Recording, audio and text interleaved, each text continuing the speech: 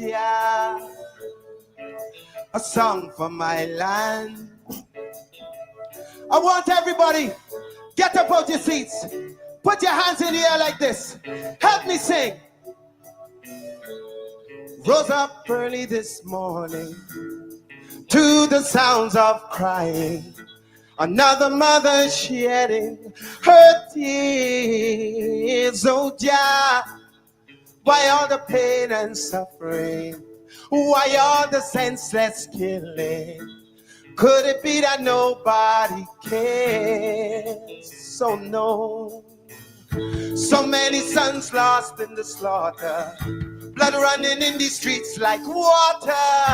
A gun in hand knows no friend. No, warmongers selling death in my land, getting rich off the souls of the children.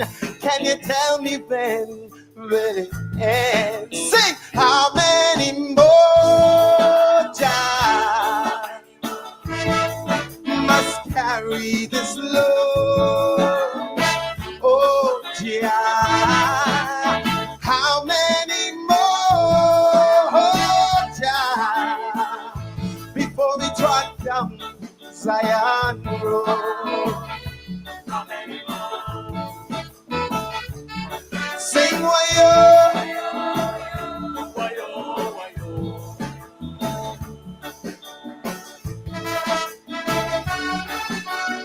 Come on, let me see those hands. Heavenly Father, won't you hear my plea? Send a helping hand for the country. In man, there's no solution. No. I'm begging for the children's future. Oh, yeah, drugs got them by the collar. How can we stop this mind pollution? Too many starving and too many hungry. Too many homeless souls in the city. It seems like there's no. Too many big shots with too much connections. Too many loopholes in Babylon system. Oh, yeah, how can your children cope? Sing! How many more, yeah, must carry this load? How many more, yeah, before we trot down Zion Road?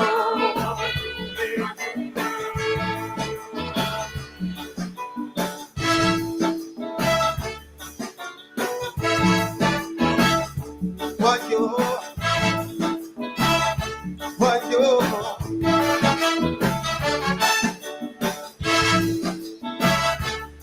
Let me see those hands.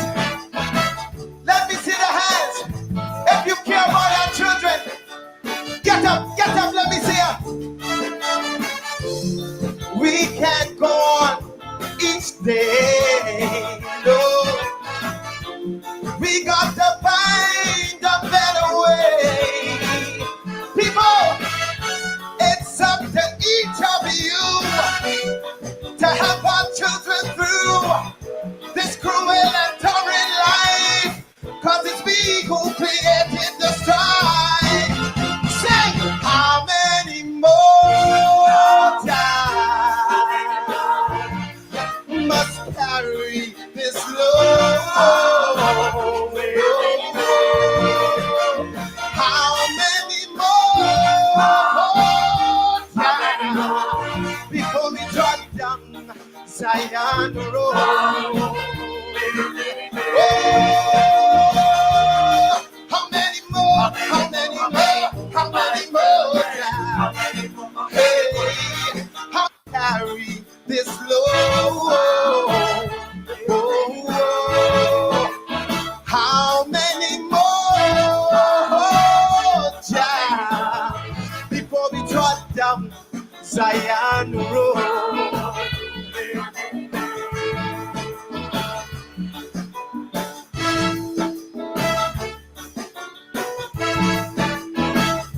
What you?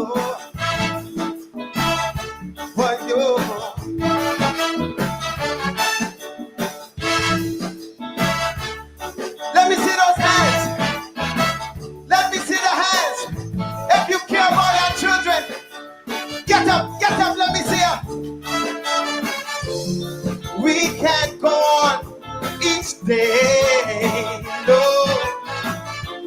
we got to find a better way. People, it's up to each of you to help our children through this cruel and torrid life, 'cause it's we who created the strife. Say, how many more times must carry this load? How many more times before we drop down Zion Road?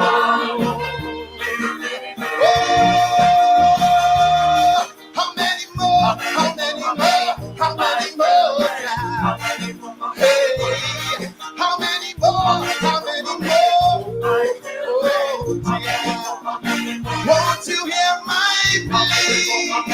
I'm down on bended knees. Oh, child, how many more?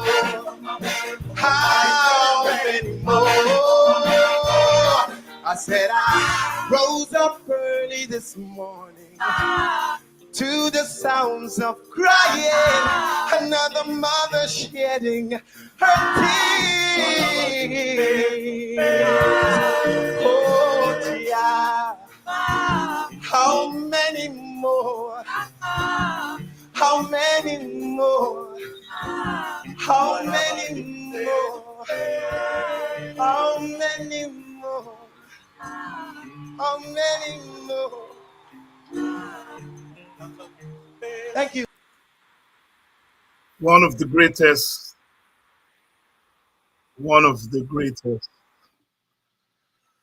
pieces of music to come out of our Caribbean.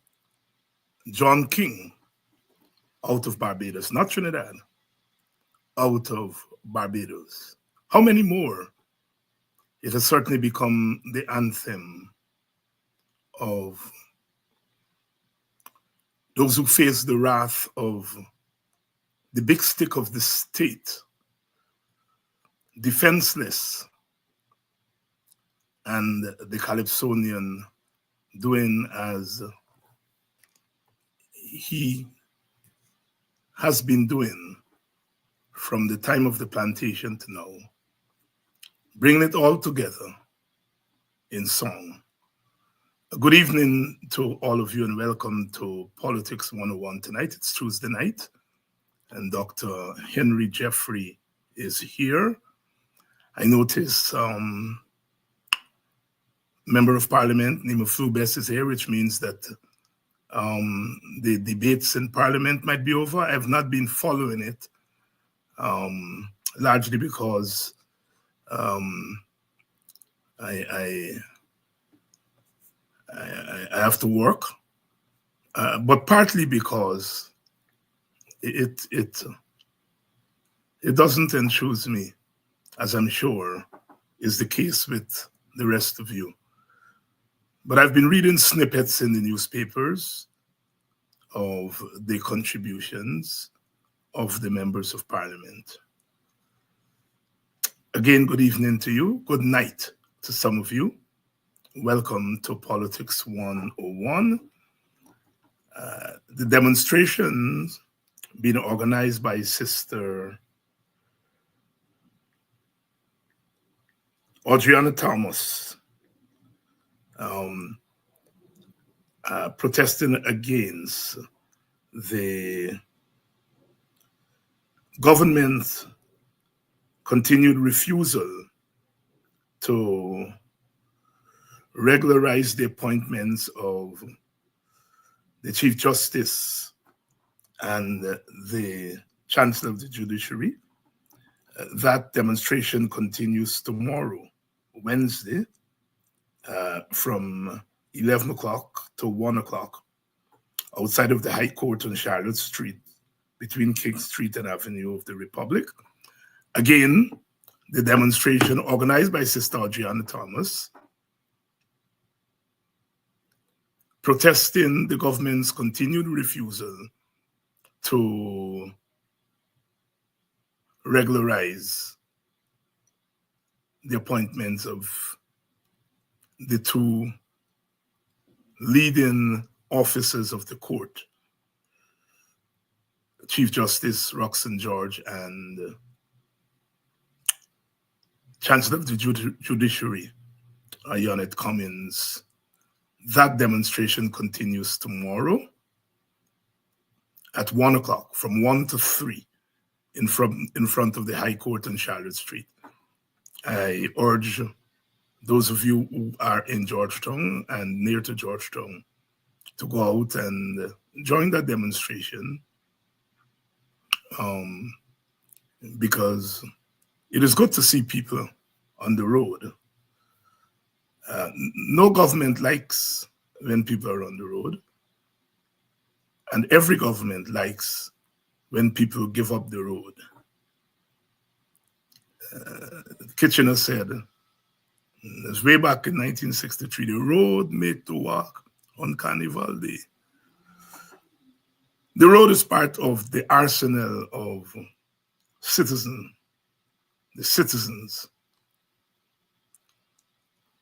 out in the open space, letting the rulers know how you feel. In the old days, we used to have demonstrations for and demonstrations against. These days, we are given the impression that it's only demonstrations against. Demonstrations are only against. I'm old enough to remember when there used to be budget debates going on in Parliament. Both the government and the opposition used to have people on the road in front of the Parliament. Our government today doesn't do that. Demonstrations are seen as criminal activity, and our official opposition has been very cautious about street demonstrations. So it's good to see the ladies organizing, and if you are out there, please join them. Please join them. It's your right. It's your right. Again, welcome to Politics 101. The budget debate started late last week and they continue this week, and I'm using the official term, debate. I noticed they say that the word corruption is banned from Parliament. Well, they should ban the word debate to describe what goes on in Parliament. That word needs to be banned because there's no debate going on there. A good evening to all of you. So the budget is still in the air. The budget is still in the air. And biometrics, the question of a credible election is still very much out there. And Dr. Jeffrey, in his column this weekend, dealt with those two issues. And as usual, we're going to talk to him, with him, about his ideas, his perspectives on those two critical elements of our contemporary politics. So please share the link. Please share the link as we get ready to talk with Dr. Henry Jeffrey. Dr. Jeffrey. David, how art thou? Well, I am here trying, what I used to say in the village long time, me there with my mouth long. Some say kill 'em, some say spare 'em, some say bossy back and put salt. We'll spare you tonight. Oh boy. Dr. Jeffrey, let's start with the budget, because you would know something about budget, having been a minister of government. And my party has been paying attention to the numbers and so on, but we have also sought to shine light on the preparation of the budget. And we are driven partly by the fact that you have a budget of $1.3 trillion.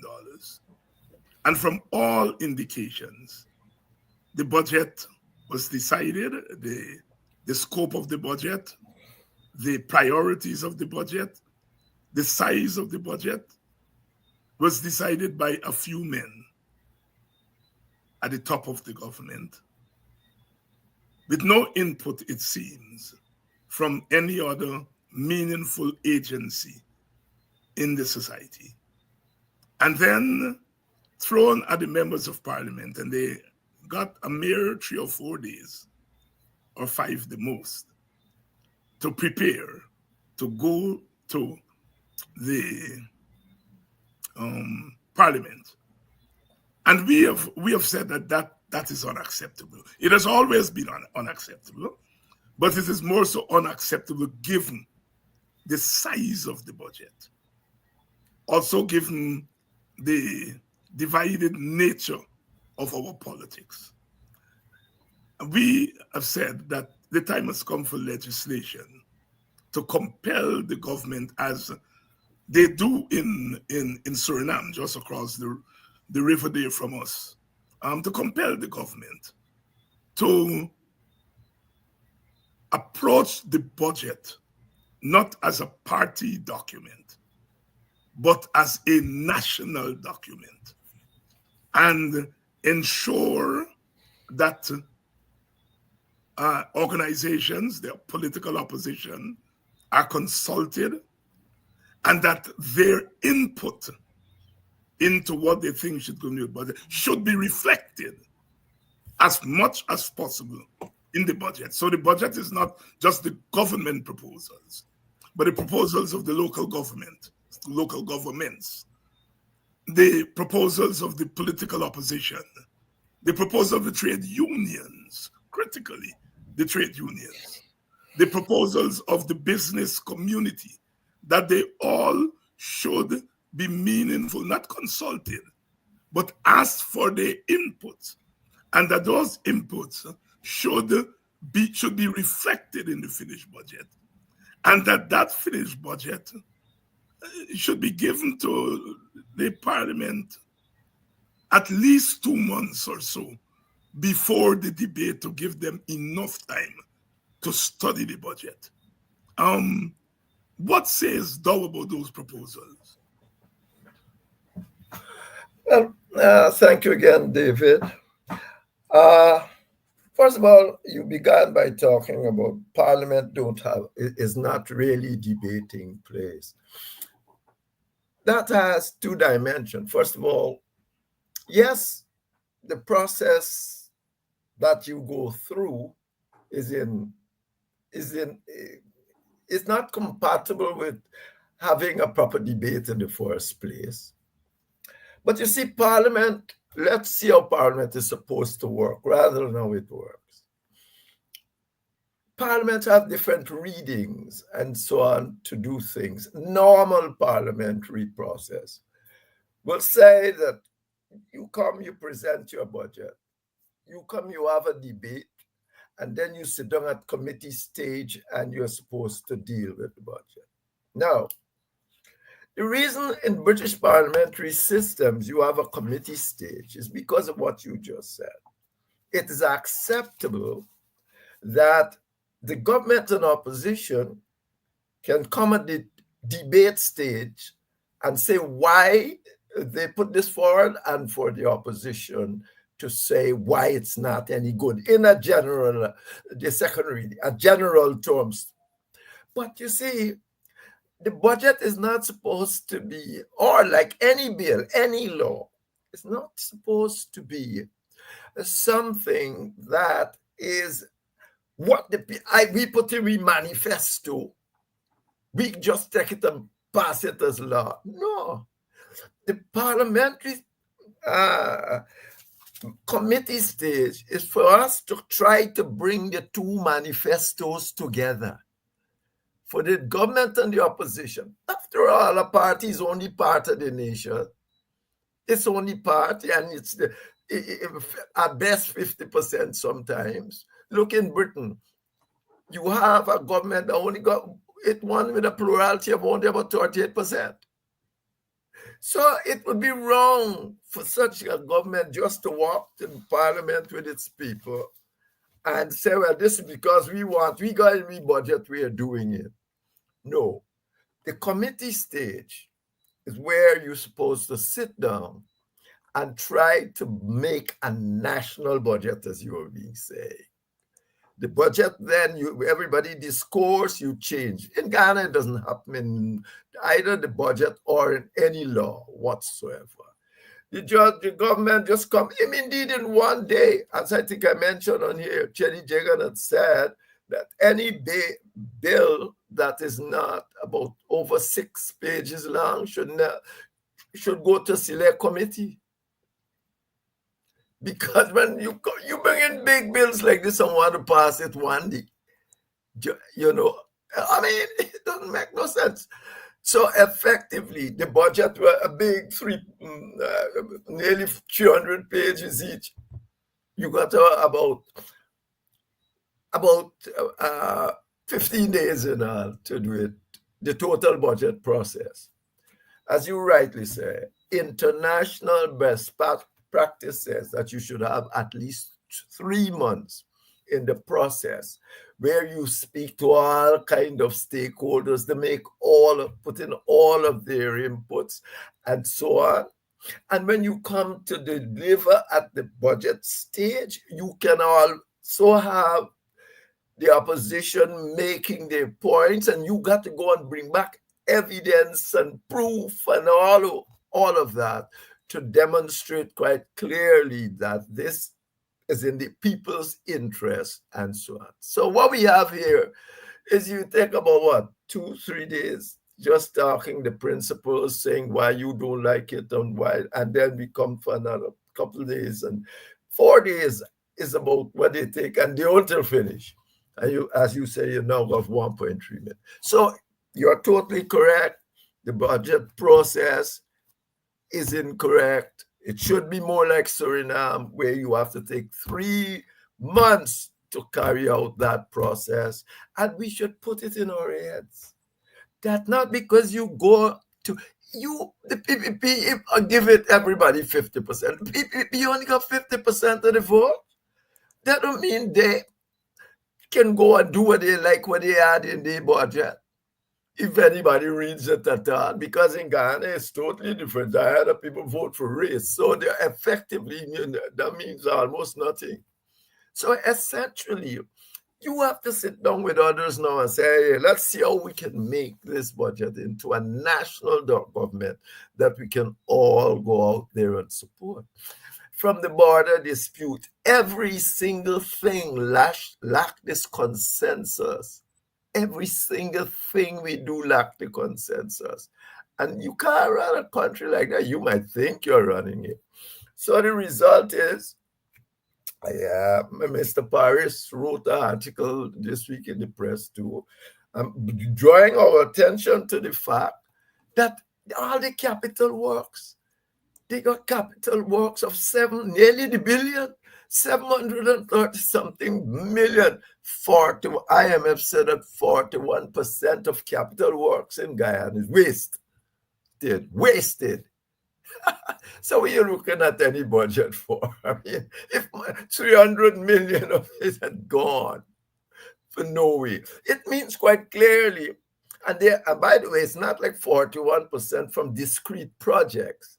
Mm-hmm. It's 41% across the board, like every project can be affected. So you end up with suboptimal and projects across the board. So what are you wasting your time for? It's not nonsense. So that is my position. I agree with yours that you need about 3 months to bring a proper budget and a different approach to it, in that people, it must be the debates and so on must open to the public, and parliamentarians can ask questions essentially, and if need be, you stop the discourse and let the minister come. Right here, the minister don't even have to say anything. In normal bill, all the ministers say, well, there's my position on this, you story that. Henry, I want to press you on this thing, because you have said repeatedly on this program and in your column and wherever you have had a chance to speak, is that we are the kind of country, and you use the term best practices earlier, international best practices, that you cannot depend on government to recognize and work along the lines of best practices, that in polities such as this, you have to enshrine it in the law to force them to do it. You've often made reference to the fact that Britain doesn't have a written constitution. And they're running for it now. Yes. Since Boris Johnson started confusion, yeah, then we better write this thing down, because like it's because of migration again. You see, they take advantage of migration and exit Britain, be exit. You see last week what happened, they're saying they prefer the Europeans to the Americans.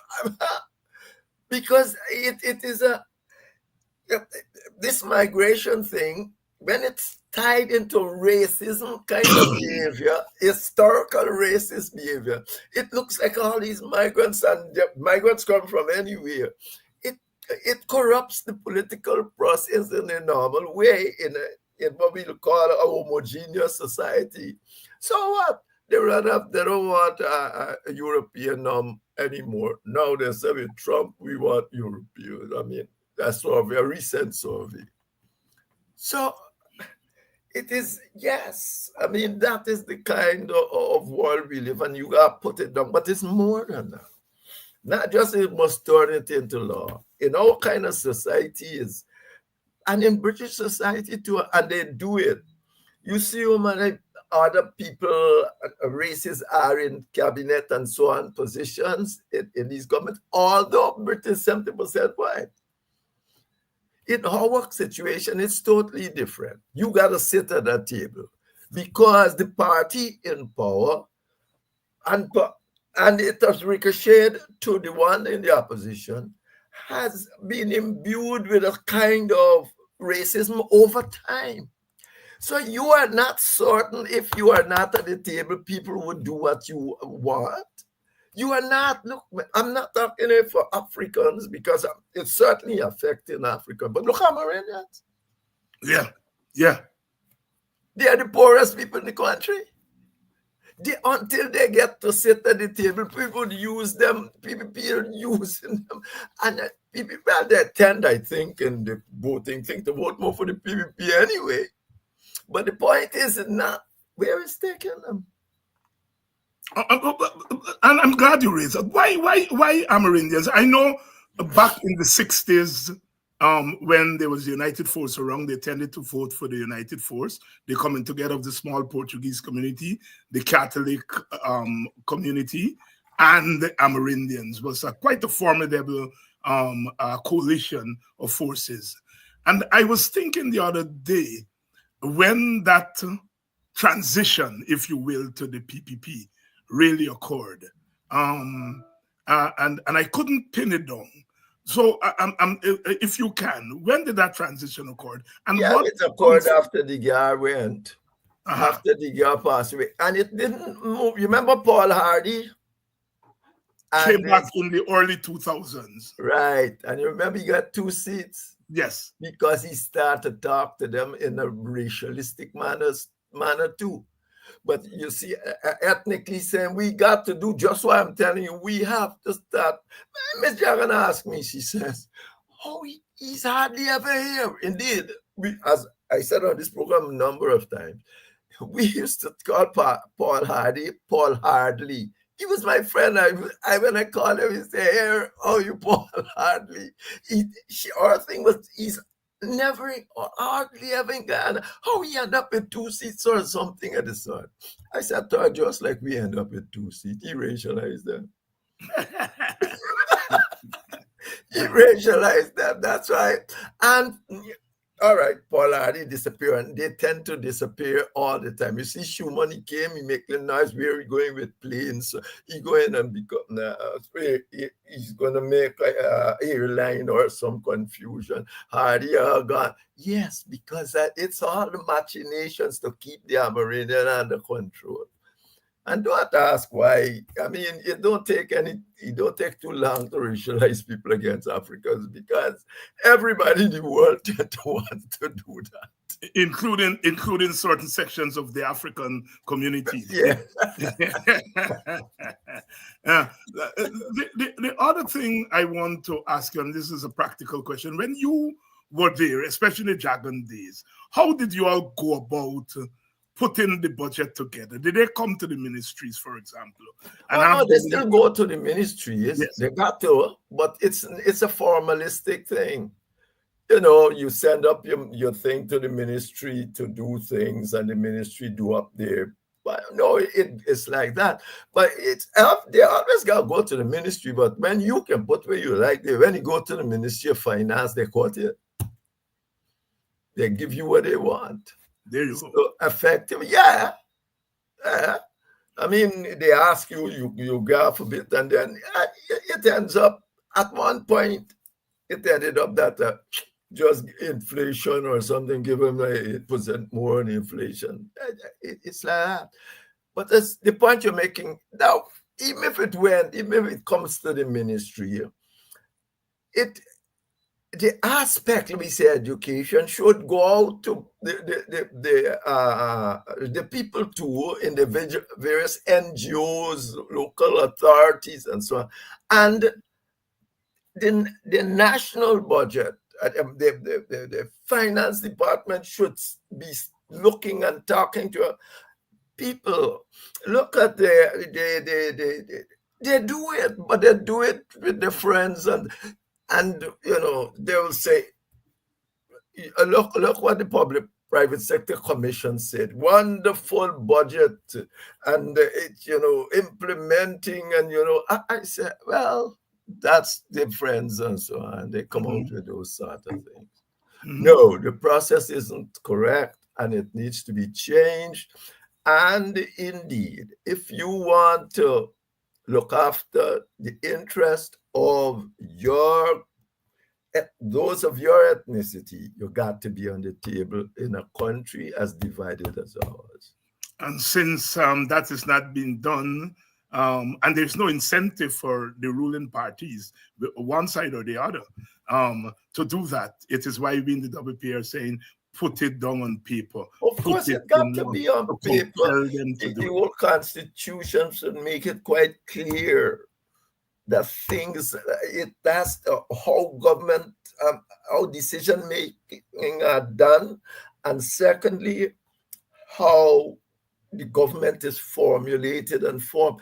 You can't left this like an open British Parliament without those kind of rules, because it's 100 years and more than 100 years that they had, that imbued them with all sorts of custom and practice and all sorts, and still Boris.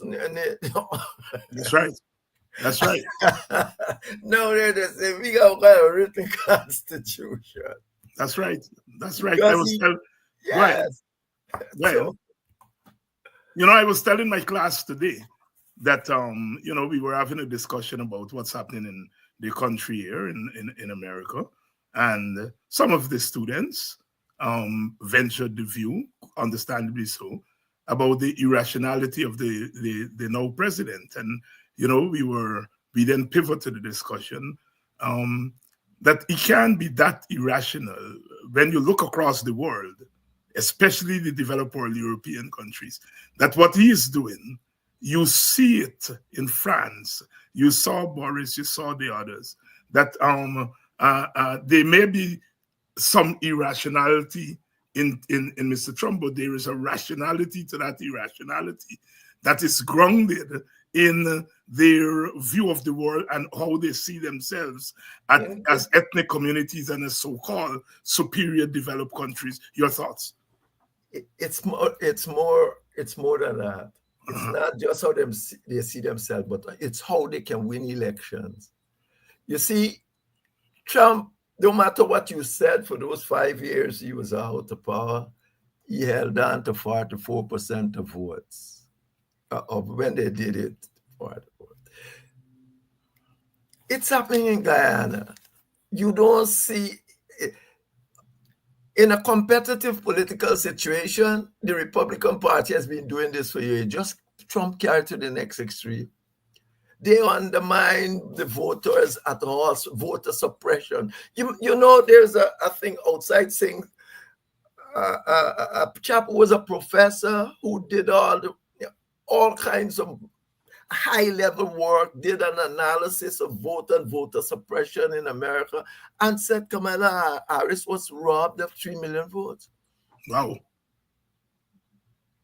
By them, when you go to the polling station, they say, no, this vote isn't any, this ballot isn't any good, and all sort of things. He called it voter suppression. I can send you that way. Please send it to me. Please send it to me. I completely missed it. And I'm going to say, but so I said Maduro must be laughing. Yes. It's a joke. But what happens is that it's not simple perception of the world and all that. Half the time, the people might be saying things they don't even believe in to pull these people and hold them together. So, but they can play a racist, ethnicist, nationalist card. And therefore you're going to get votes there. It's the system itself. That's why Steve Scott has called it once you, particularly if you get about 40% of the population, voting population, you become an existential threat to democracy in terms of a competitive democratic system. And once you get there, people, no matter what you tell them, going to mobilize according to where they're going to get the votes from. That is their rationality. In Ghana, it is. In America, it now becomes so. And when the outcome is it's likely to be same thing in Suriname. But you see, the outcome in Suriname can never put another race at a disadvantage, because it says you gotta get 60% to become president. 60% of the vote. So you can't get president by just your racial vote, voting for some margins of the others. That's why I've always said, I think Swiss got the thing of the future. Yeah, because the parties with the top, now it used to be 3, 4, make the top thing. They are in the government, and there's no presidency. There's no president, there's a presidency. Right, and they share the presidency every year, become president every year as well. And each of them has a veto. Right, so Trump people couldn't have felt that they are nowhere in the governmental structure for Switzerland, because Trump would have had his place there, second, third, whatsoever. So they would have had not that thing that we got to win, or else we are left out. You are not left out, your voice are heard, you're part of the presidency. In Ghana, the same thing, but at the more radical level, it's only 2 parties messing around with racism for the 60 years. I don't want to assume that you haven't read the entire budget document, because I would not read that. Hey, I used to read budget speech at one time. I stopped reading that. For example, they got too many things on the net going to give you the breakdown. What is being said. So no, I don't read no more budget. I used to read the budget speech, not the whole budget. Why I can read? You can't read no whole budget, anyways. No thing there. No, but I used to read the budget speeches, and but then suddenly I said no, and then you got Chris Ramdas come up with his. Well, having perused the budget, and having heard the different sides, getting their teeth insofar as they can get their teeth into it. What are your general observations of the budget? Let me be specific. First of all, has there been any change in terms of the content, the distribution of expenditure? No. Insofar as there is some vision in the budget? Yeah, Is there anything different in this budget from previous PPP budgets? I have not seen it. You might want to show me, but I've seen nothing new there. The focus in us capital expenditure. You got the budget that is 1.4 billion and 1.4 trillion and 800 billion is capital work. Capital expenditure. Yeah. I just told you that they said the 41% IMF look at that. Maybe not this year, but yes, I remember. Yes, 41% says it wasted. So why look at that? So you were essentially the people, the remainder. You get grants, as I said in my article, they're going to throw around 1-2 grants and things because the people want to keep you under lock and key. So they're not going to do what you are calling for universal basic income, because then you got to give everybody at a certain time and you can't take the back just so it's a universal basic income. They don't want that. They don't want to have you on a rope anytime they call in and saying, that is their way of doing of trying to win your support. Because remember now, Ghana was one of the few countries in the world that every time the PPP and government, you can't get a census on time. And it's not a few months, you gotta wait years for the census. They don't want you to know many people in the country. The Stats Bureau should come under Parliament. In our kind of country, that is one of the first things that bring the Stats Bureau. You are seeing this years. Look, the last PPP gone for years. The Stats Bureau should be like the Auditor General at best. Auditor General controlled by Parliament. So nobody can go and tell them, don't do this, don't present this, don't do that, and that sort of thing easily. They will be breaking the law, for instance. Let us shift our attention, Dr. Jeffrey, to the crisis over there at GCOM. We have talked extensively on this program over the years about that stalemate at GCOM. And I'm only asking this question because I have to ask you something. And that is, were you surprised when the chair, having dilly-dallied for 3 months, finally said, the thing biometrics cannot be imposed? She gave a nuanced reading of the law. On the one hand, there's nothing that prevents you from doing it. On the other hand, you gotta go to Parliament to pass a law because it's against the Constitution. And then the bombshell. Even if all of that is done, there's no time to do it. Were you surprised? Were you? No. Who in Ghana was surprised? I don't think anybody was surprised. Even they don't particularly. The way they try to get across, to explain it is so childish and amateurish, as I said in my article, that I don't believe. You are, and let me go to the ideal case. We know it's not so. GCOM is supposed to be an independent body, independent of even government. The GCOM can make laws that bypass the laws in Parliament. You remember the PPNC case? They're saying, look, this body can make laws bypass the Constitution.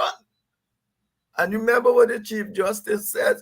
The GCOM, when she threw out their case, what she said? GCOM must make laws to bring about credible elections in Guyana. So don't worry about all that. But here you have this independent body.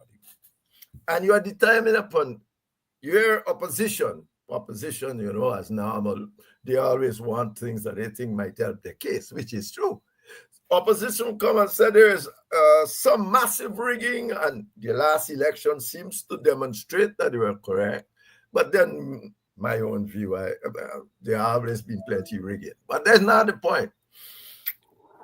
And we need biometrics to stop this nonsense. And believe you me, David, it has to be stopped if we're going to move on and accept the reality of what it is. We can't keep doing it. We need to accept the reality of our situation. That would make us also move towards constitutional changes to do other things. Anything. Anyway, the come that says,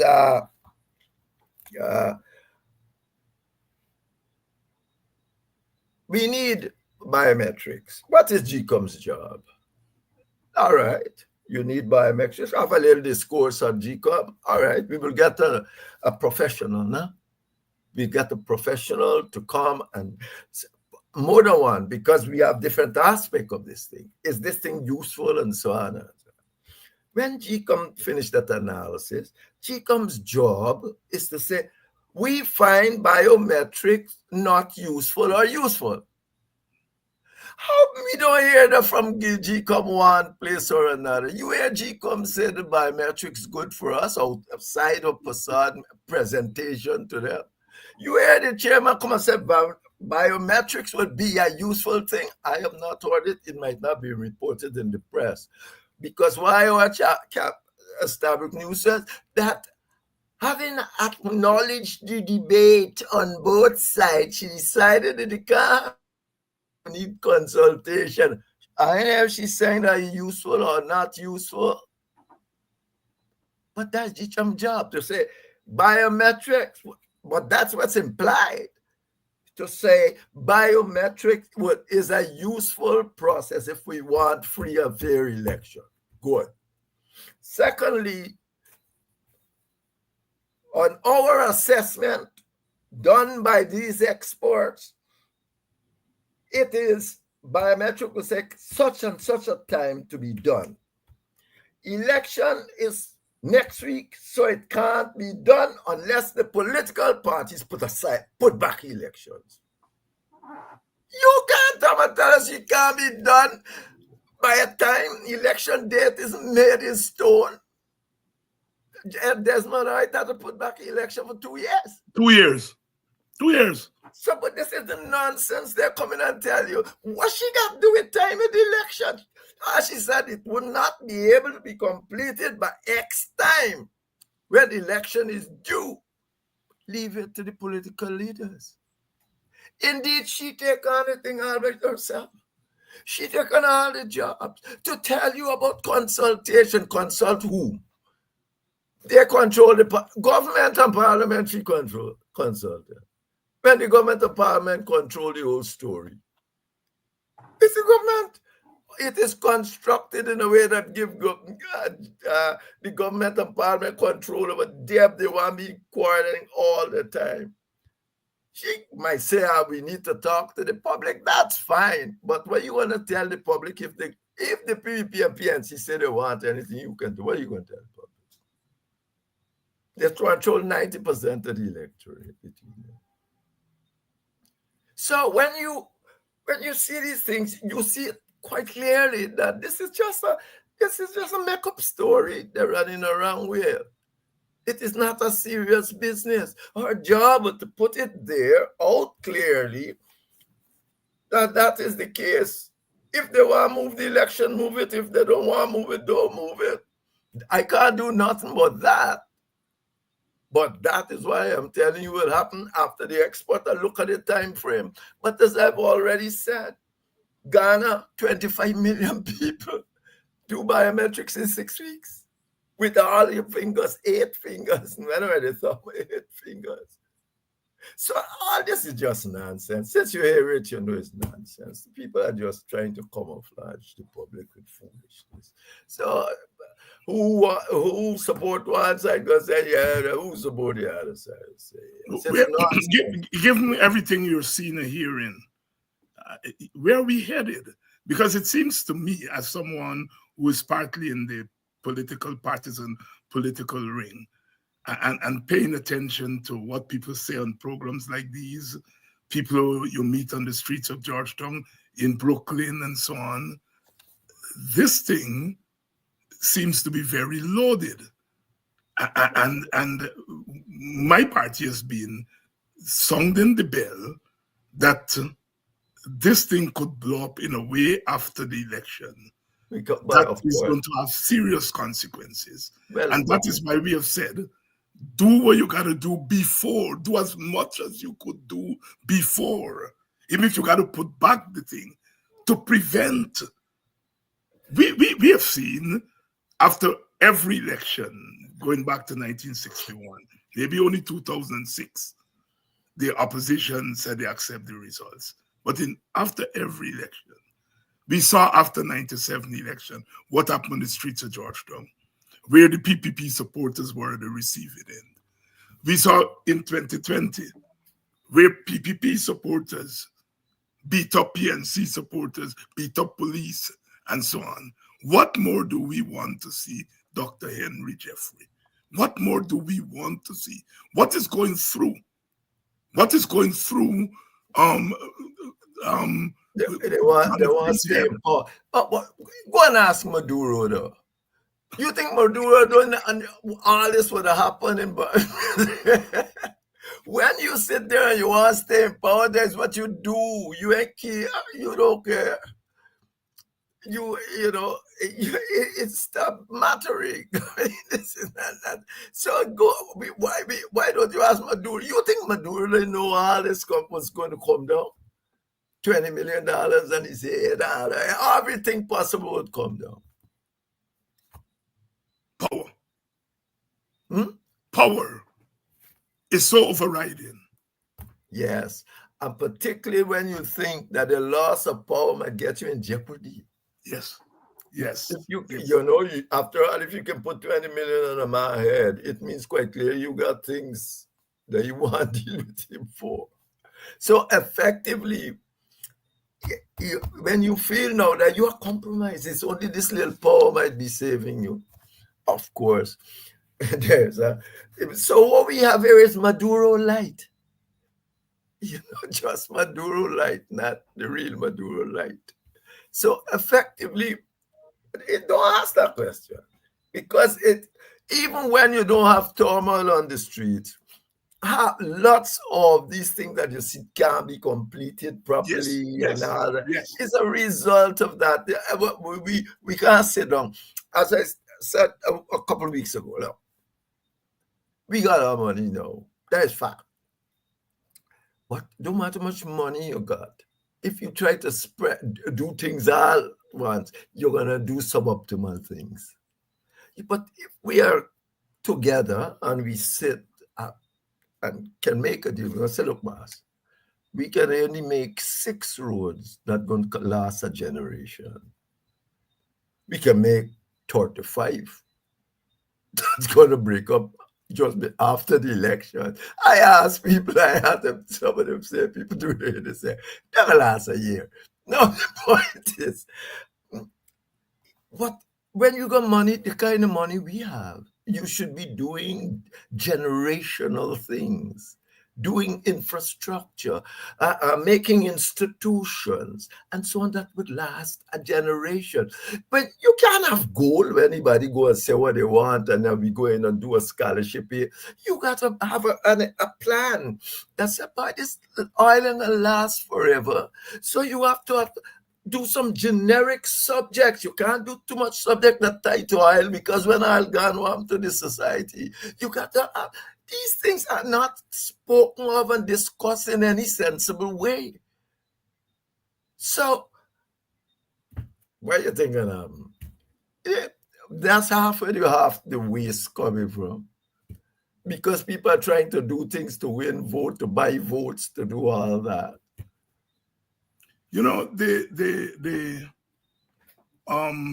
I'm referencing our party here a lot tonight, which is a little bit unusual. But, you know, we argue that the opposition, the joint opposition, and we deliberately said mass action as distinct from street protest, because street protest is one form of mass action. That we should have mass action to press GCOM to reverse the line that it has taken. And immediately, government and their allies begin to talk about trying to derail the election. I saw Kit Nascimento with it today, trying to create violence before the election and so on. And I find myself thinking a lot about that thing, given the kind of politics that I come out of, the kind of radical politics in which we were not averse to a certain kind of action by opposition, if you feel. But I have never been more fearful about what post-election violence could mean in a country like Guyana. With the amount of money we got there, with plenty gun, with people, you don't even know who got weapons and who got weapons. I am, contrary to what Jack Dio and them are trying to say, people like myself have become very, very fearful of what could happen in that country that we all have been trying to hold together despite all the ethnic things and so on and so forth. Do you share that? But of course, I'm gonna tell you something, and I see. I can't remember. I think it's Tabuk News saying, and the Norton, the leader of the opposition, they are lazy. They are not doing. What can they do? What can they do? Go in parliament, talk foolishness, the government bypass them and pass it. What you want them to do other than, as you said, do some mass protest one way or another? What can they do? You can go to parliament and talk. And the assumption is, if you go and talk a lot, people are going to vote for you. What did the PPP do? What did the leader of the PPP do when he was in opposition? That the PNC didn't want. If PNC wants something, what did he ever stop them doing? That's right. Nothing. That's right. That guys in the parliament don't allow it. He only end up because the British and them want, the American want to overthrow people. And they call him, the first rule if you want to overthrow somebody, call your opposition. Right. What did he do? Nothing. Absolute. You knock off 7,000 Indians. What could he do? What you ever do? He walk and say, oh, when I come in, I will do this and this. What did he do? Nothing. Because the system stay like that. It's the system got to change. It's the system got to make everybody with interest there at the table. If he was at the interest, no way the Indians getting knocked off. I wrote that then. So I said it then. I said, no. Regardless of what you think you are reforming. Well, the reform, they're doing making a lot of noise like that too, We are doing this and doing that. And if you look at the generalized terms, you can think so, but that is not the real thing. So you got to be at the table to maintain and think your own interest. And if you can't get there, you are stupid. Well, nothing can do in parliament. Go and talk a whole lot. Blah, blah, blah, blah, blah, blah. Even that, I don't believe Jack used to do too much. No, so, you hardly used to be in parliament. So, I mean, what's this? And not they're all over the place trying grassroots thing. But they are taking advantage of the disunity in the PNC. Yeah. And the PNC is allowing that to happen. Of course, you've got an ethnic situation. And that is based on a false premise. To tell Norton, talk, is to say people come cross over votes, you ain't getting none of any consequence. So he can talk as much as he likes. You can't do two things at the same time. You cannot say, oh, look, which is true, that the PPP, all those capital works, where it going? Even if half and do well. Most of the money going is to their constituency. They got the businesses, it's there, I have all this kind of things. So the result is you can't say, oh, Jack was giving his concession there and think then you're going to get crossover votes from them. It's a contradiction. So effectively, it's nonsense. You have to make your policy clear. Here we are for Guyana, but we are for equity.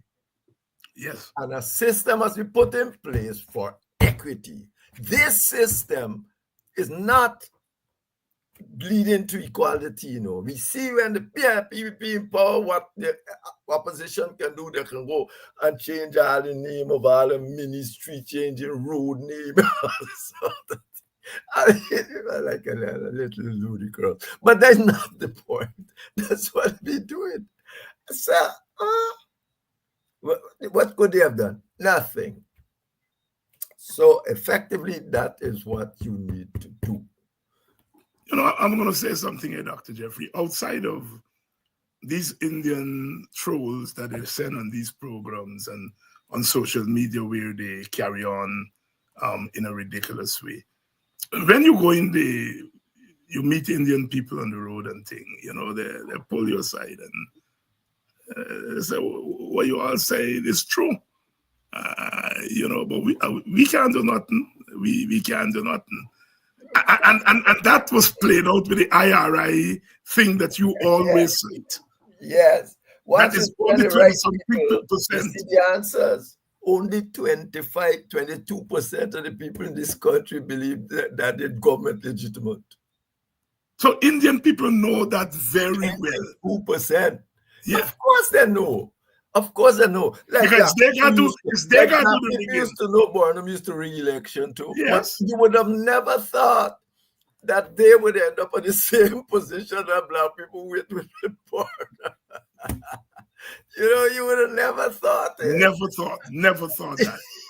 Never thought that. And so because these Indian people gotta do the rigging. Is they gotta go and impersonate people who live in New York? Is they gotta vote multiple times? So they know what is being done.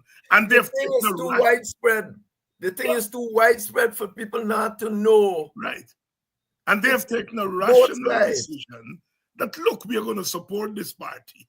Is we party. Yes. And so this whole thing of trying to get black leaders, to say you're going to get crossover. Indian people tell you that plain with sympathy. Doc, they meet me that they don't cost me or nothing. They meet me. Doc, I just listen to you, I sympathize with you. But I vote PPP by. They're rational about it. Black people are much more liberal to vote than Yes. South the Caribbean, much more. And that is also what they're playing on. And that is something you really don't want to get rid of. But when you're mobilizing in a situation like this, you got to get rid of it. You got to try and get rid of it. But because black people are much more liberal in saying, I'm going to vote for this one, I'm going to vote for that, and so on. So that's where it is. So when you ask me those questions, like, what do you think? You have to take the action. 102 ways of legitimate protest. 102 ways of legitimate protest. Use them. Utilize them. They're in the book. They say these are 100 and something ways. You don't necessarily have to go on no street. They ever went on the street and then they still got what they want. Burn down some sugar cane and thing and that sort of thing. Well, all right. But I mean, you got to make your own strategies to what you want. This is not, you have reached a cul-de-sac. Yeah. You are in the case. I'll tell you, Jeffrey, over the last couple of days, I have gotten about 20 emails inboxes from Indian people who are telling me that they get cargage evidence that the PPP government working with ICE to deport the illegal Indians home because they want to come home for vote and so on. These are Indian people who are telling me this.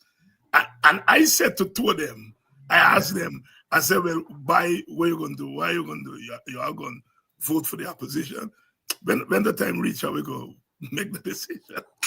But UNCP is who put up that photograph of Trump and all that. That's right.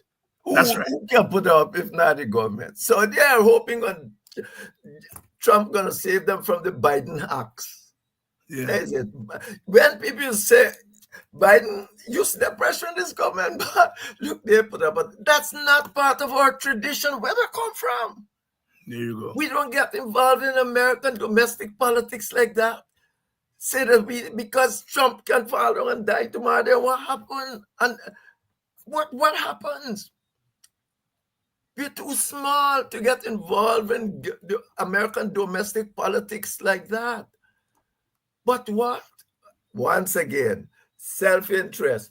Biden got the axe on them and more or less telling them movie. They think Trump stupid. Indeed, that is precisely what happened. They think Trump's stupid. If I were Donald Trump and see they do that, I said, these people think I'm an idiot. Because what's happening in Guyana under Biden start by Trump, you know? Yes. It started under the Trump regime, not Biden. It says Trump set up the paid the group USAID to do the analysis of what happened in Guyana. And as they come up with this thing. And countries like us, they got a bipartisan thing. So you got bipartisan thing, but they're trying Trump is an idiot. And that's what they're trying to sell.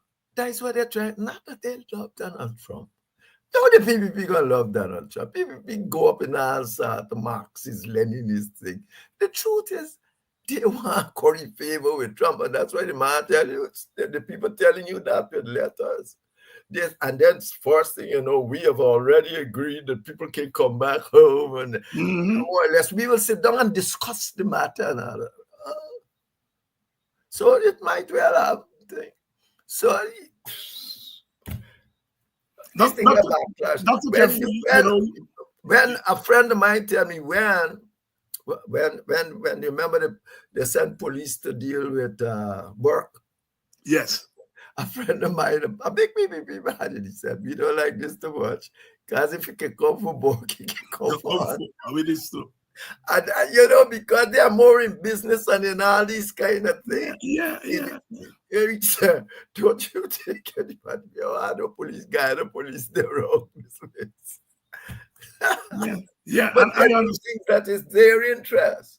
Yeah, I understand. I'm not surprised to it because a friend of mine tell me so clearly. They were hoping for an exodus of people to come home for the $100,000 from Queens, and one of their, I don't think he's so much a supporter, but he's he will vote for them and so on. He told me that he did an unscientific poll. And less than 20% of the people they expected to come home Christmas for collect the $100,000 didn't come for Christmas.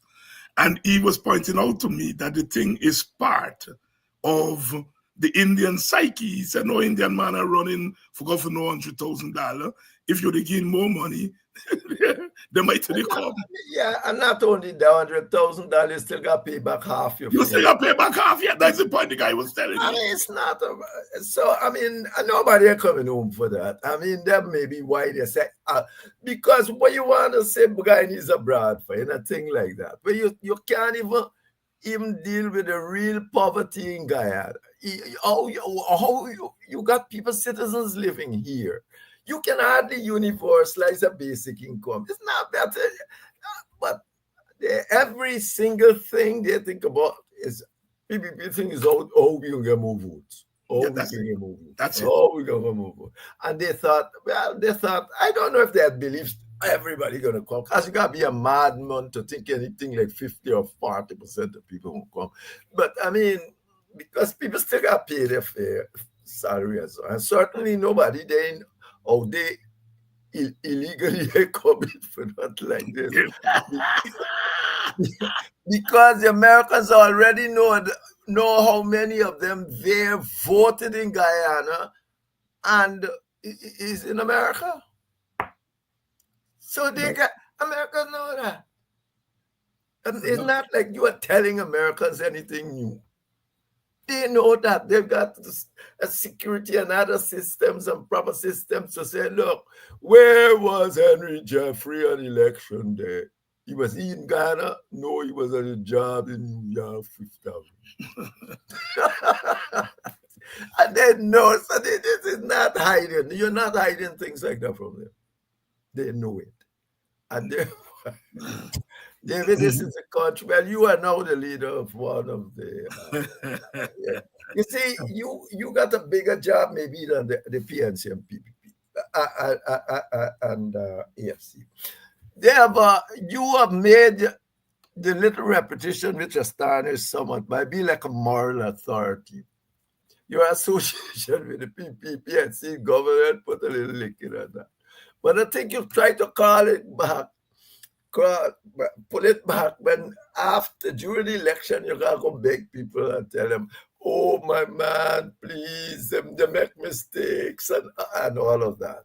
But you got a plenty ground support, but you got an intellectual and moral authority. And people expect a level of independence and objectivity from you. And that is the story. So if you say now that you got to go and you got to protest, you can't care because you can't care what people say because what's left? What's left if the election machinery is already rigged? Because that was it. That is what it is. It says something is good, but it's not going to put it down because the other side don't want it. That's essentially what it means. I never ask you, Henry. You've always given us some very clinical analysis of the PNC because you're familiar with that party, having worked closely with them at one point. But the AFC, I know, political scientists will look and say, well, it's a middle class formation and they look after middle class interests and so on. But is it much more complex? Does the AFC represent something much more complex? And you look at the attempt at the chess game here in relation to the coalition. Talk to us. Why did the AFC come into being? From what I know, David E. Carey's Starbuck News and colleagues decided that they're going to bring back Burnham and Jagan in the thing. That is why. Says that we get two boys together. First of all, so you had Ramjatan and you had Trotman. But they started with crookedness. They started bad. Just what the girl Kisoon is doing, just what they did. Yes. When you go, I tell that to David, I said, just started it. You want to start a party, but this, you don't go there in Guyana political scene, you go there on a list. Indeed, they put into place a new law that you can't do it anymore. You are going there on a list of candidates, and it's the party people determine that list. You ain't going there because you got no big national following. You ain't even got local following. Local people must not even know you. So effectively, when you decide to form your own party, show the guts and go on the road and form your party. You just say, I stayed. Well, they stayed. And then the problem happened in the PNC with the PNC with Corbyn and Rupert and all of that. When y'all, anyway, that's the third force you're talking about. Yeah. What Dr. Jeffrey audience is referring to, when the AFC was formed, Raphael Trotman, Kemrad Ramjatan, and Sheila Holder, representing PNC, PPP, and they held on to their seats in Parliament.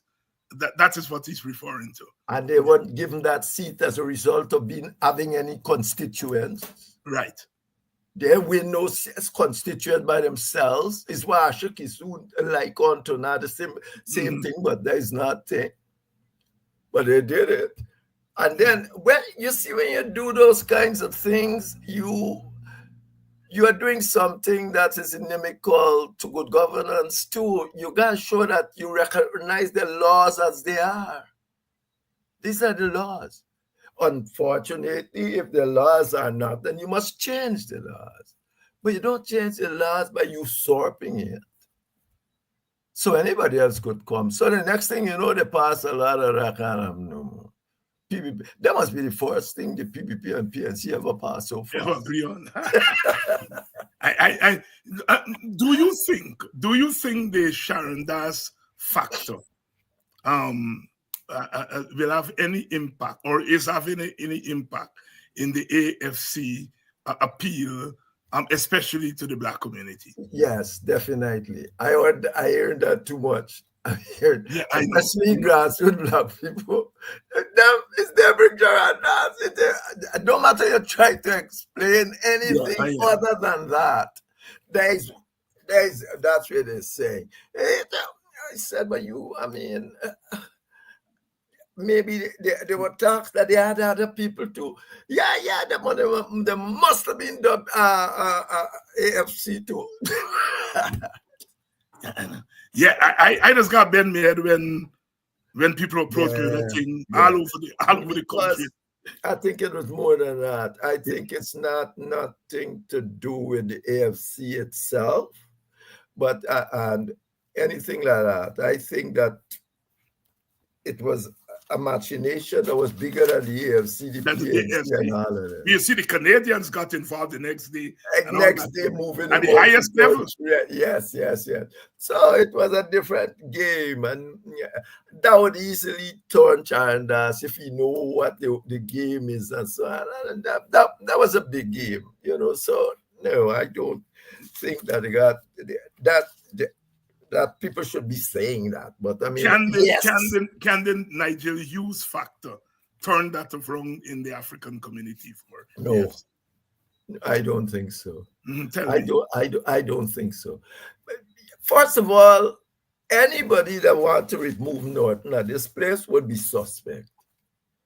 Norton goes out there and I keep saying this thing.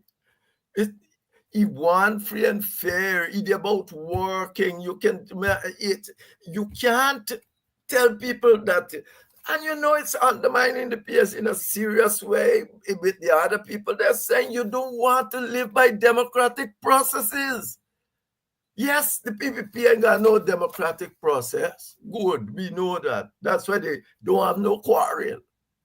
But quarrel is part of things. So we accept all this as part of it. But you can't be consistently trying to undermine democratic credentials and go in and say, well, go election for democratic purposes.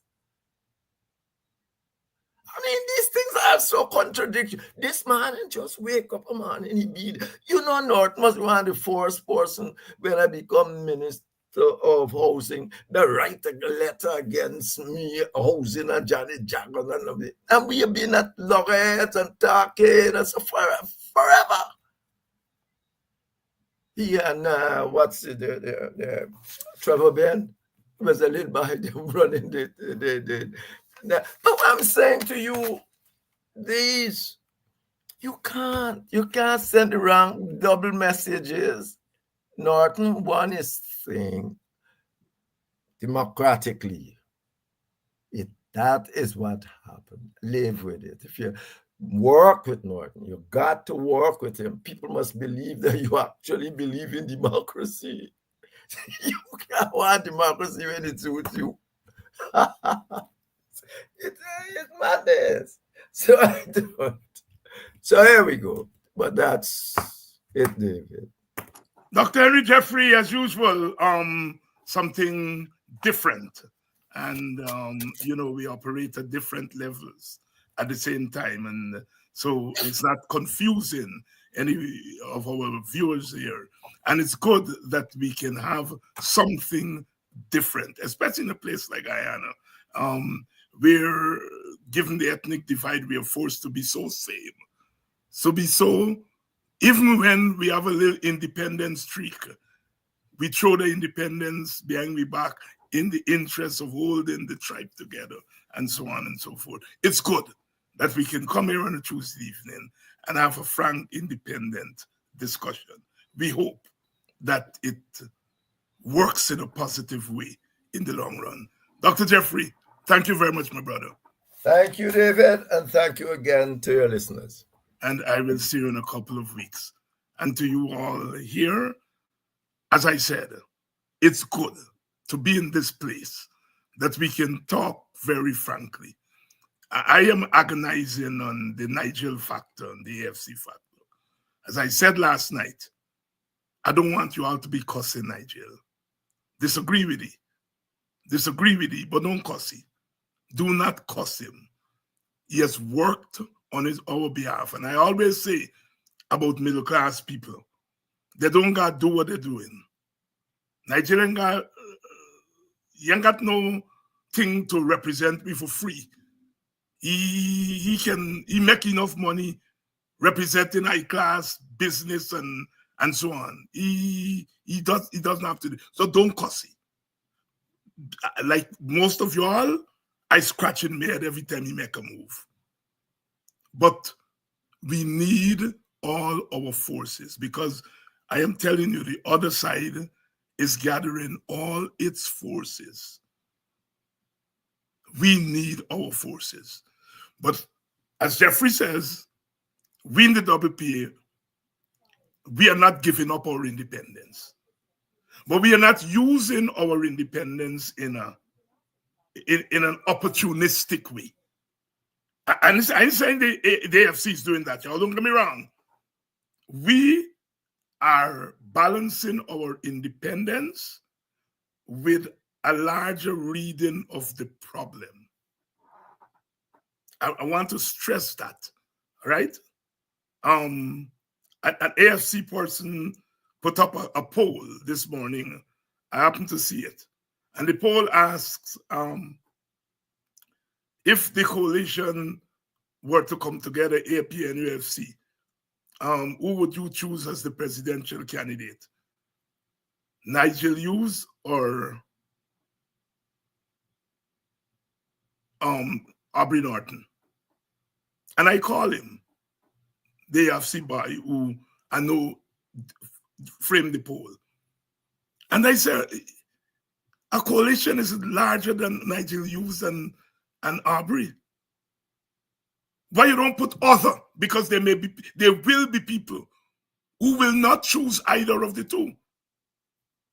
And I was very diplomatic when I said there is another party who has declared its presidential. Why not put their presidential candidate there? Even if two people said they want the WPA presidential candidate to be the consensus candidate, at least put it there. But they want the two-way fight between Aubrey and Nigel.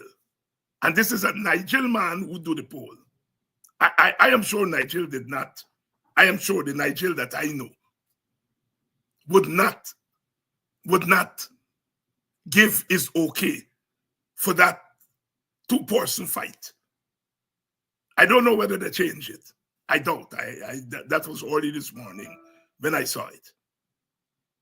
I give that story to say, no, you all know, I have said, the WP has said, they're not putting me up as a consensus candidate. Not that we believe that I wouldn't be a good consensus candidate. But we are not putting our presidential candidate up as a consensus candidate because we don't want to create no fight and tension between ourselves. We feel that it's counterproductive. We feel it's counterproductive.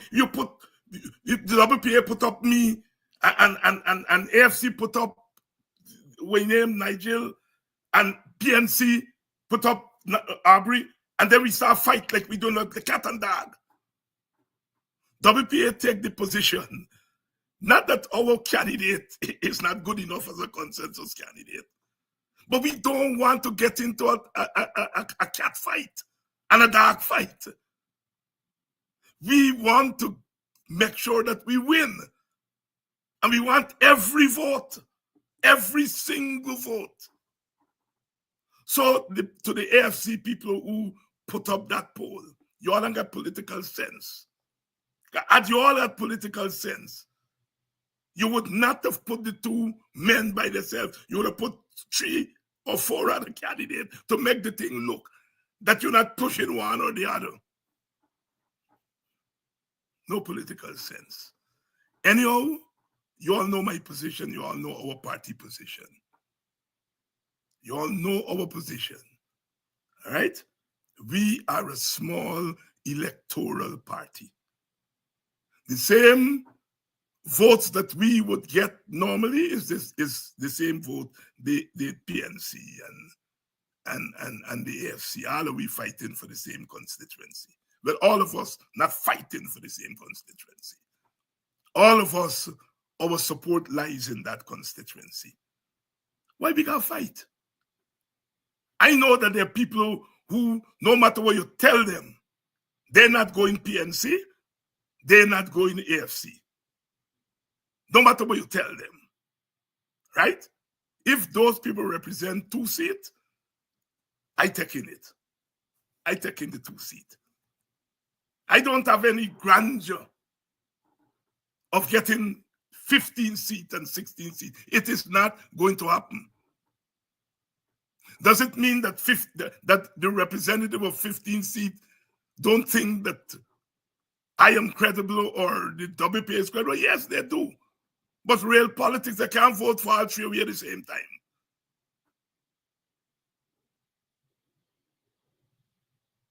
And I am very clear in my mind. My party, our party is very clear in its mind that the task ahead doesn't call for fight among ourselves. I'm not saying that we shouldn't, maybe we got to fight for, get ideas on our manifesto. That's where me fight going. When we sit down to work out the manifesto, the ideas that go into it, that's where me fight there. Not for presidential candidate. Because I think all 3 will be qualified. And I don't think if Nigel go, if Aubrey go, we're going to lose vote because of Aubrey. I don't think so. A lot of people want to sell that idea to me. If Aubrey becomes the presidential candidate, do we know that the PNC diehards who represent the majority, they will go with him. The rest, when they look wrong and they see Nigeria and me in the team, they're going to stay. They're going to stay. And sometimes we have to understand roles. And we have to understand where to fight. Again, I'm not criticizing the AFC. I'm not criticizing the PNC. I said me fight is fighting for the ideas that will go in the program and representation if we win, when we win in government, to have a say. Nobody is not looking at me, and I'm saying this publicly, and said, look a seat, a token. Granger did that to us, and I ain't taking it from Aubrey or Nigel. All right? I recognize, again, like I said, that 2 or 3 seats or 4 seats with people who are taking an independent position, they may be vexed with the 2 of them. I recognize that at the electoral level, vote-wise, that's why I ain't fooling up myself that I can win an election on my own. Electorally, like I said, I small. Intellectually, politically, ability to influence people, to communicate ideas are big. And my party big. Let me repeat. Electorally, I am small. I ain't gonna get 100,000 votes. If I get 100,000 votes, I might drop down dead the next day. Dead from heart attack, from surprise. But people say never say no, but realistically, I'd be foolish to sit here and tell you all that. So electorally, I'm small. But to win an election is more than people going to the polls. You have to get the hard ones who want to go. Somebody got to get them to go. And it can't be the person who get in the majority. The person who get in 80% at the support base can't talk to the 20%. Because the 20% is there against he. So they're left to somebody like me or Nigel to go and get that 20% or half of them.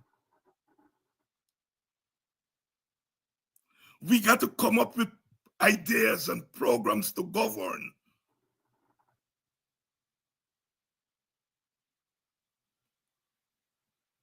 Aubrey cannot represent the ethnic. He cannot give black people ethnic representation. He give them political representation, but not ethnic representation. If Aubrey open him out and say black, they dep on him. I can do that. I can defend black people ethnically and will defend them in and out of government. In and out of government. Our party will represent black people ethnic interests. I'm not in any government that gonna lick down teachers on the road and deny them a living wage. Teachers can know if I in government, cactus and pepper,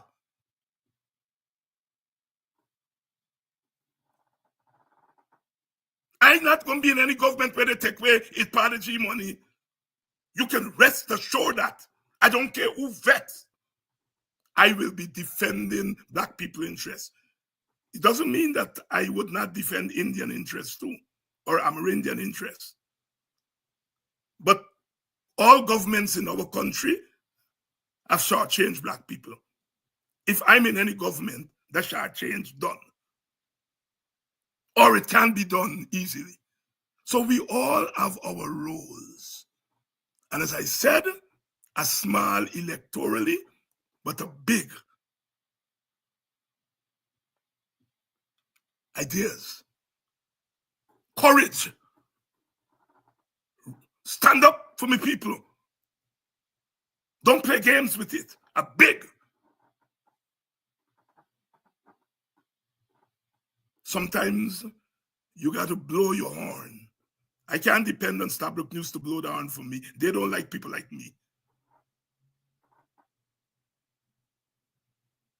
I got to blow my own horn. Our usefulness as a party. I was scrolling YouTube yesterday or last night. Yes, no, early this morning. And I come across like some white people doing an analysis of Guyana. And they did a brilliant analysis of the value of the WPA.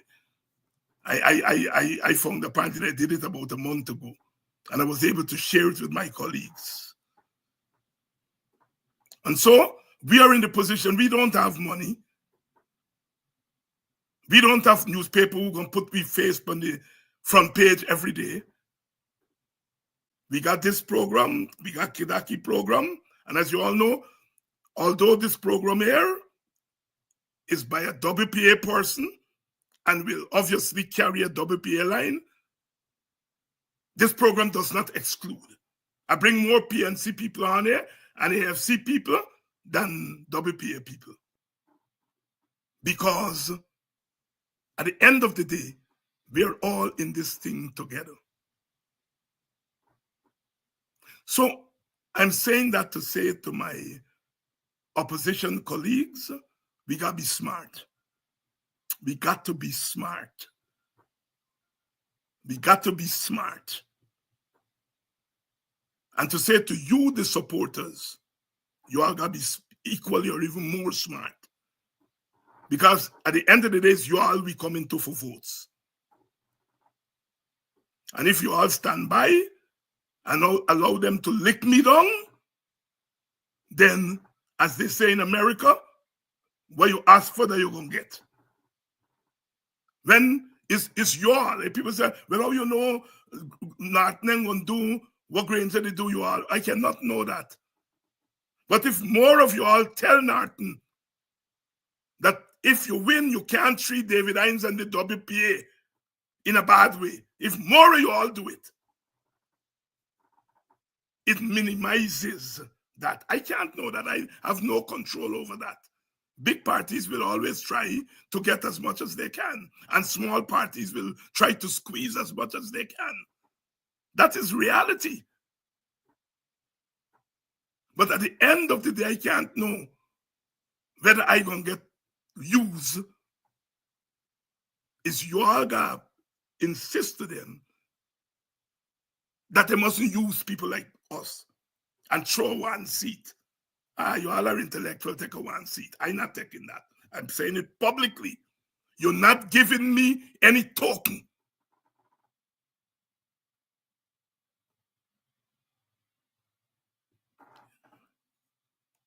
In the name of the Father,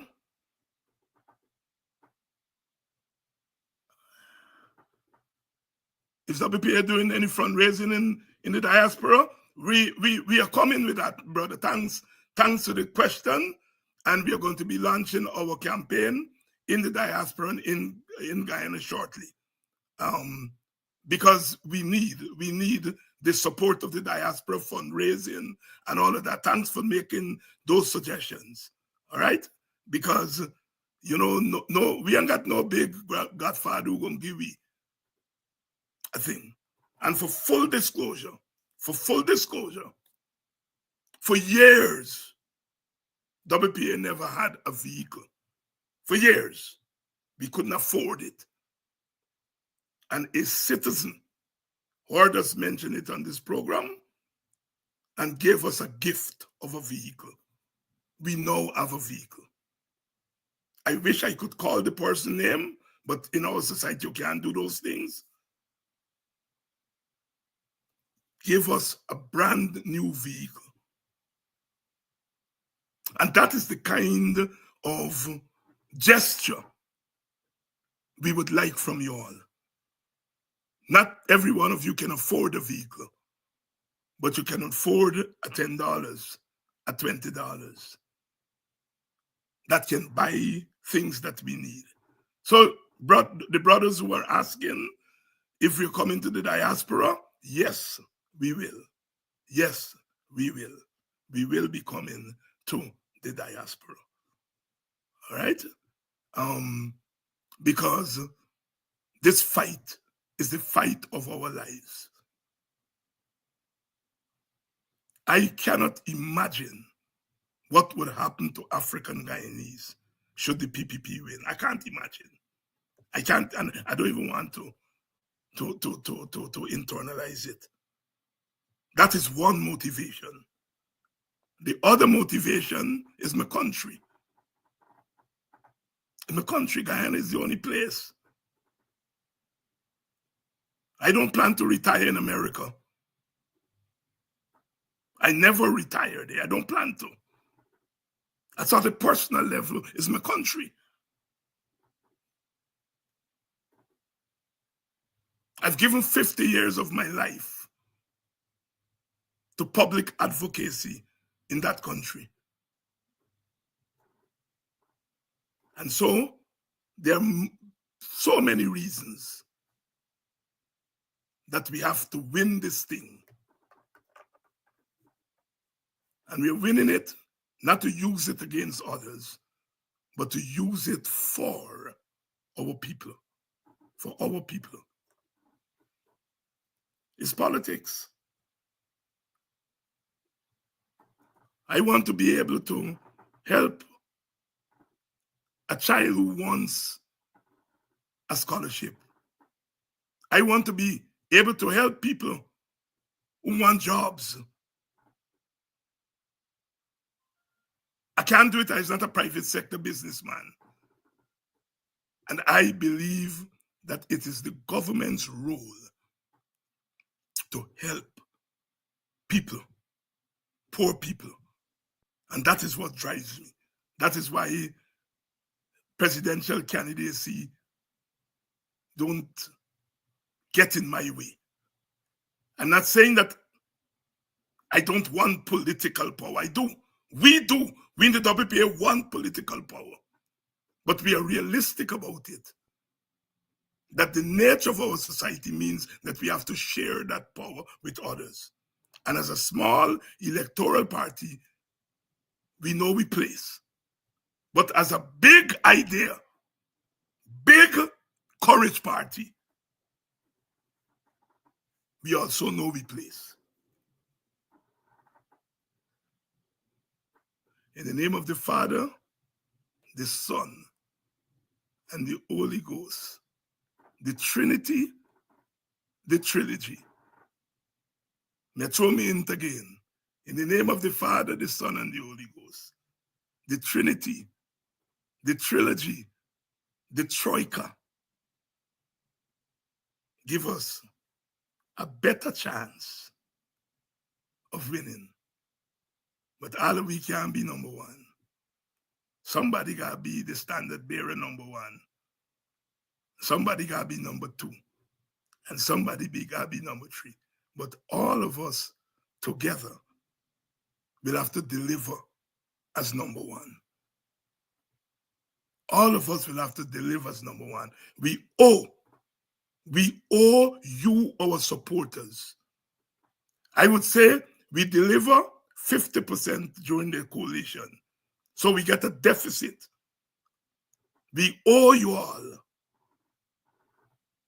And that debt, if David Hinds and the WPA are part of the government, that 50% debt that we owe you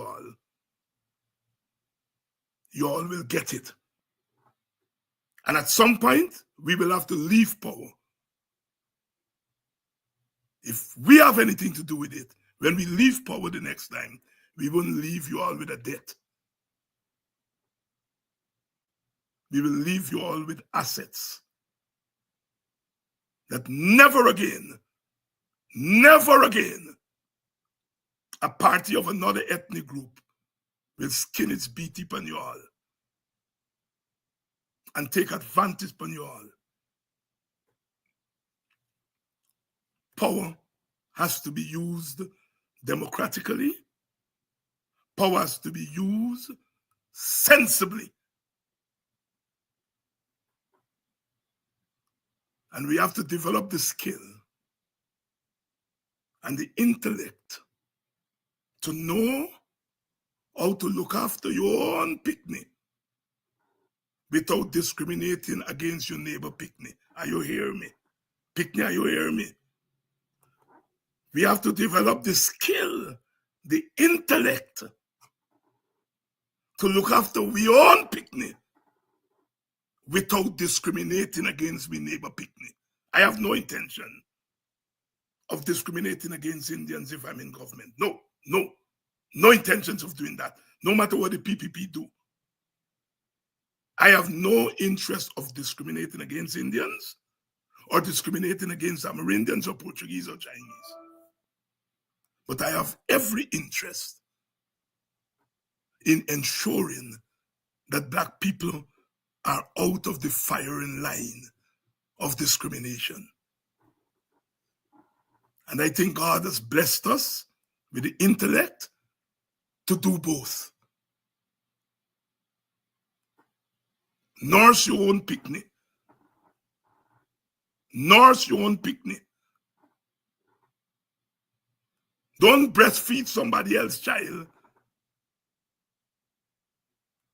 and give you picnic cow milk. Nurse your own children. Again, because I think you all get the drift. Tomorrow night, we're back again. One love, always. In the name of the Father, the Son, and the Holy Ghost, the trilogy, the troika, 3 in 1, 1 in 3.